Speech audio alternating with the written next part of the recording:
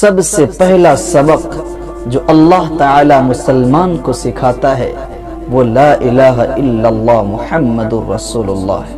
یہ پہلا سبق ہے جو اللہ دیتا ہے، اور تمام نبیوں کی دعوت بھی یہی رہی ہے۔ پہلی دعوت تمام انبیاء نے اسی دعوت کو اپنی قوم کے سامنے رکھا، اسی توحید کا اعلان کیا کہ لا الہ الا اللہ کہہ لو کامیاب ہو جاؤ گے۔ اس کائنات میں اللہ کے جیسا تم کسی کو نہیں پا سکتے، لیس کمثلہ شیء، اللہ جیسا کوئی نہیں ہو سکتا۔ اللہ تبارک و تعالی اپنی صفات کو بیان کرتا ہے۔ قرآن کریم اٹھا کر کے دیکھو، قرآن کریم نے ایسی ایسی خوبیوں کو، اللہ کے ایسے ایسے صفات بیان کیے ہیں۔ اللہ فرماتا ہے هو الذي خلق السماوات والارض بالحق وصوركم فاحسن صوركم واليه المصير۔ وہی اللہ ہے جس نے زمین و آسمان کو پیدا کیا تدبیر سے، اور تمہاری اچھی صورت، تمہاری تصویر کھینچی، تم کو خوبصورت بنایا، پھر اسی اللہ کی طرف تم کو لوٹ کر جانا ہے۔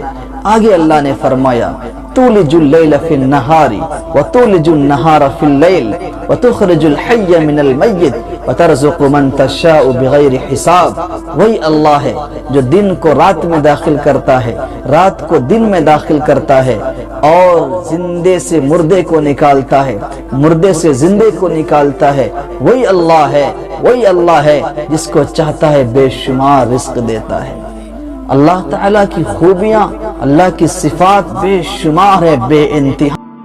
ہماری نگاہیں کم پڑ سکتی ہے، ہماری حدیں ختم ہو جائیں گی، لیکن اللہ کی حدیں وہ لامحدود ہے۔ اللہ کی ذات، اللہ وہ ذات ہے جو انسانوں کے دلوں کے بھید کو بھی جانتا ہے۔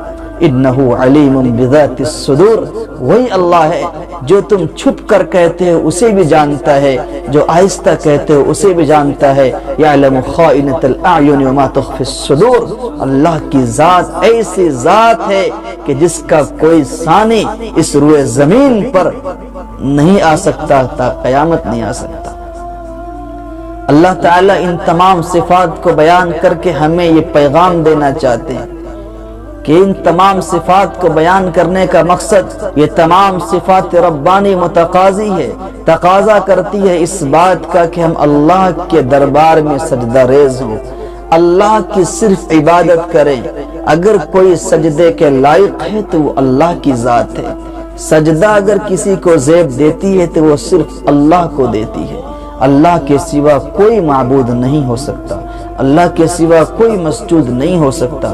حقیقی معبود، حقیقی مسجود صرف اللہ کی ذات ہے۔ اگر ہم نے اللہ کے سوا کسی کی عبادت کی، کسی کی پوجا کی، اللہ فرماتا ہے ان اللہ لا یغفر ان یشرک بہ ویغفر ما دون ذلک لمن یشاء۔ اللہ تعالی ہرگز معاف نہیں کرتے شرک کرنے والے کو، اس کے علاوہ ہر گناہ کو اللہ معاف کر دے گا، لیکن شرک ایک ایسا گناہ ہے، اتنا بڑا جرم ہے کہ اللہ تعالیٰ اس کو ہرگز معاف نہیں فرماتا۔ اللہ تعالیٰ ہم سب کو عمل کی توفیق عطا فرمائے، ہم اللہ کو اپنا بنا لیں، اللہ کو ہم راضی کر لیں، ہر ضرورتوں کو ہم اللہ کے سامنے رکھنے والے بن جائیں۔ وہی اللہ ہے جو 70 ماؤں سے بھی زیادہ ہم سے محبت اور پیار کرتا ہے، لہٰذا ہم ہر ضرورتوں کو اللہ کے سامنے رکھنے والے بن جائیں، اللہ کی منشا کے مطابق اپنی زندگی گزارنے والے بن جائیں۔ وآخر دعوانا